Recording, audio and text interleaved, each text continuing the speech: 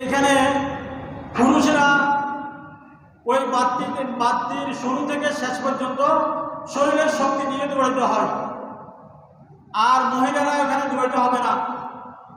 কারণ মা হাজরা আলাইহিস সালাম মহিলাদের পক্ষ থেকে সেখানে দৌড়াইছে, যার কারণে সেখানে মহিলারা দৌড়াইতে হয় না, পুরুষের শক্তি দিয়ে ওখানে দৌড়াইতে হয়। তো আমরা যারা যাচ্ছি আপনাদেরকে বলতেছি, আপনারা 1 নম্বর হলো যখন ক্লাব শুরু করবেন সেখানে রমল, প্রথম 3 চক্করে রমল মানে বাহাদুরের মতো খুব মানে ছোট ছোট গাইকে দৌড়াবেন। আর 7 চক্করের মধ্যে আপনাদের এই বাম ডাইন কান এটা খালি থাকবে, এটা এদিকে ভরে থাকবে। যখন আপনার 7 চক্কর শেষ হবে, আপনি যখন মাকামে ইব্রাহিমের পিছনে নামাজ পড়ার জন্য যাবেন তখন এটাকে ডাকে ফেলবেন, শেষ। আর আমি আপনাদেরকে বলতেছি হজ হল 3 প্রকার। ক প্রকার বলেন?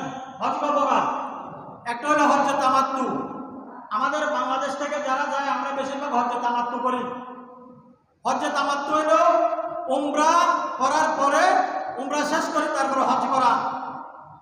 আরেকটা হলো হজ্জে কেরান।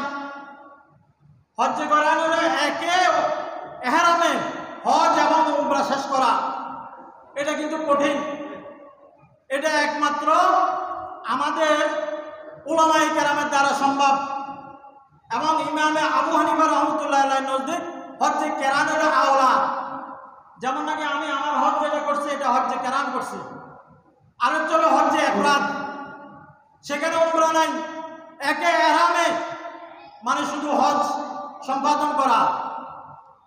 আর এই কথা শুধু একটা হজ সহজ। আমার সাথে সকলে বলেন 7 জায়গায় 5 দিনে 9 কাজ করার নাম হলো হজ। কয় জায়গায়? 7 জায়গায়। আমরা 5 জায়গায় বলি, 5 জায়গায় বলতে পারেন, কিন্তু ওই যে জামরাত যেটা এটা মিনার মধ্যে, এটা আলাদা করে, অনেকে আলাদা করে 5 জায়গা বলে। 7 জায়গায় 5 দিনে 9 কাজ করার নাম হলো হজ। এটা একেবারে সম্পূর্ণ। তাইলে আপনি ইহরাম বাঁধবেন, এটা হজের ফরজ। তালবিয়ার সাথে সাথে এই তালবিয়াটা আপনারা যারা হজ করেন না করবেন তারাও শিখে নেবেন। এই তালবিয়ার মাহাত্ম্য কি? লাব্বাইক আল্লাহুম্মা লাব্বাইক লাব্বাইক লা শারীকা লাকা লাব্বাইক ইন্নাল হামদা ওয়ান নি'মাতা লাকা ওয়াল মুলক লা শারীকা লাক। আমরা হচ্ছে জয়পুর রহমান। কি ওরা বলেন? আমরা হচ্ছে কি জয়পুর। যারা যাচ্ছে ওনারা হচ্ছে জয়পুর রহমান, আল্লাহর মেহমান। আচ্ছা আপনি বলেন তো, আমরা যে আল্লাহর মেহমান আর আল্লাহ যে মেজবান, আল্লাহ যদি আমাদেরকে না কবুল না করে তাহলে কি অবস্থা হবে? সেই জন্য হজের জন্য হালাল গেজা, হালাল অর্থ শর্ত। আহ্বান হালাল গেজা খাইতে হবে এবং হালাল উপার্জন হইতে হবে। আর হলো শিরকবিহীন। শিরকবিহীন আপনি মাজারেও চেষ্টা করলেন, বাইতুল্লাহতে যাইও জিয়ারত করলেন, কোনো লাভ হবে না। ইন্না শিরকা লা যুলমুন আযীম। আল্লাহ শিরকের গুনাহ মাফ করে না। এই যে আরবি ভাষা, যেমন আমাদের খুতবা, সারা বিশ্বে খুতবা আরবিতে হয় এবং আরবির মাহাত্ম্য এত বেশি, এত তাৎপর্য, এত মধুর। এই কারণে আল্লাহ রাসূল বলেছে আহিবুল আরব আলী সালাস লিআরবিয়ুন, তোমরা আরবিকে 3 কারণে ভালোবাসো। ক কারণে?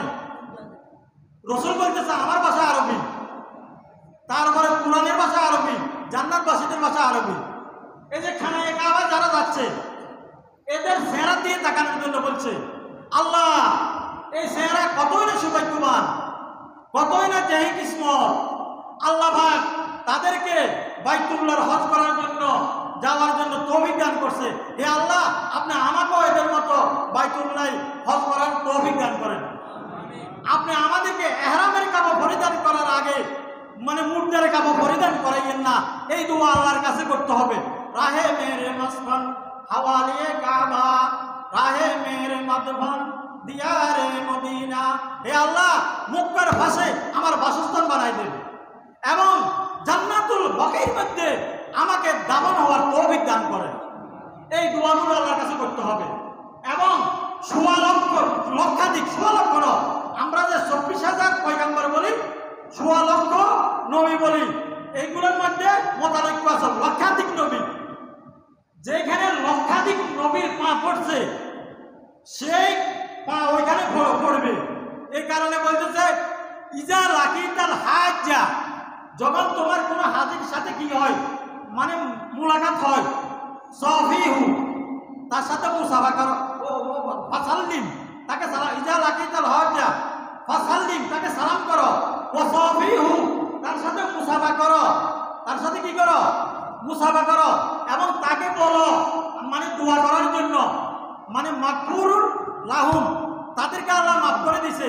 তারা যাতে আইয়াদুল বাইতা কবলা আইয়াদুল বাইতাহু, তারা তাদের ঘরে যাওয়ার আগে যাতে আমাদের মানে আমরা যারা বাইরে হাজিরা আছে তাদেরকে মসজিদে ঢুকাই যে আমাদের জন্য দোয়া করেন, আমাদের গ্রামবাসীর জন্য দোয়া করেন। ওই হাদিসটা হচ্ছে সবচেয়ে মানে কওয়ি, শক্তিশালী। যাক, ওয়ান ইবনে মাসউদ রাদিয়াল্লাহু তাআলা আনহু তাবিউ বাইনাল হজ্জ ওয়াল উমরাতি ফাইন্নাহুমা ইয়ানফিয়ানিল ফাকরা ওয়াজ যুনুবা কামা ইয়ানফিউল কিরু।